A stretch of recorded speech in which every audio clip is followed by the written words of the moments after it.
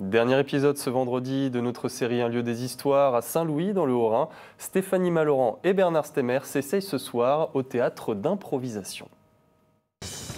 Cinéma. Oui.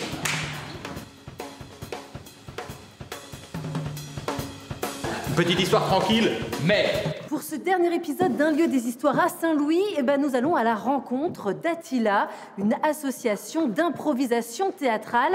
Ils sont en plein échauffement. Comment ça va ce soir? Vous allez voir, ils sont déjà bien chauds. Oui. Ils se retrouvent chaque semaine pour travailler leur jeu. Ce soir-là, ces tout jeunes pratiquants de théâtre d'improvisation démarrent par leurs traditionnels échauffements. Je suis la foudre qui s'abat sur la statue et qui vient griller l'oiseau. Vous kiffez?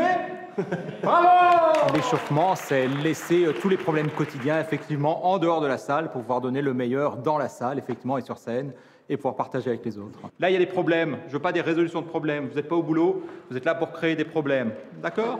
Une petite histoire tranquille, mais... Donc c'est Lucie qui est sortie de la cabine d'essayage et... Stop, c'est bon.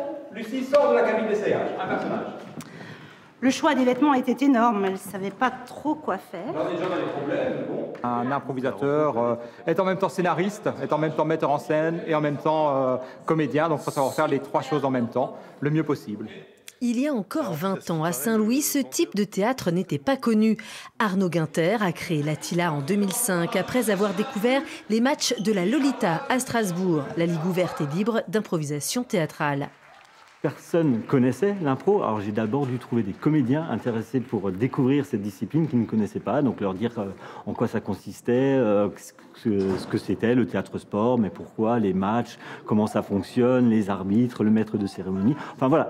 Tout recommencer à zéro et faire découvrir ça. Donc on a commencé à 3, 4, 5, 6 dans les premiers ateliers de théâtre d'impro et puis aujourd'hui on est plus de 110 à l'Attila. Focus. L'Attila a contribué à créer une dynamique culturelle dans la ville. Bonjour. J'ai soif, je veux quelque chose de très fort. Voilà le vin bleu. Un spectacle est donné chaque semaine à Saint-Louis grâce à 2 équipes qui se relaient sur scène. Jean-Pierre Ficou, contrôleur d'hygiène, qu'est-ce qui se passe ici? Elle vomit bleu, la dame, elle vomit bleu. Elle vomit bleu. Est-ce que c'est normal? Moi, ce que j'aime, c'est ce trac. On a toujours le trac. On a toujours peur d'y aller et c'est cet inconnu qu'il faut affronter, qu'il faut y aller. Même quand on ne sait pas ce qu'on va dire, on monte sur scène, on y va. Et puis s'il n'y a rien qui sort, il n'y a rien qui sort, mais il y a toujours quelque chose qui sort. La cité d'Anzas. Il y a toujours quelque chose qui sort, la preuve. C'est beau, hein? T'as vu ce qu'ils font? C'est sympa, hein? Ça se prend dans quel sens? Bah, je sais pas. Ces membres de l'Attila n'ont qu'1 ou 2 ans d'expérience en atelier. Pourquoi vous faites de l'impro?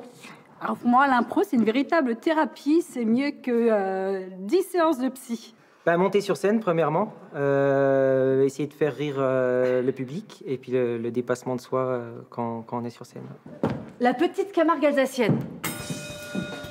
C'est sur ces belles impros que se termine cette série sur Saint-Louis. Sachez que les comédiens de l'Attila se produisent chaque mois dans la commune. Moi, je vous dis à très vite pour de nouveaux épisodes d'Un lieu des histoires.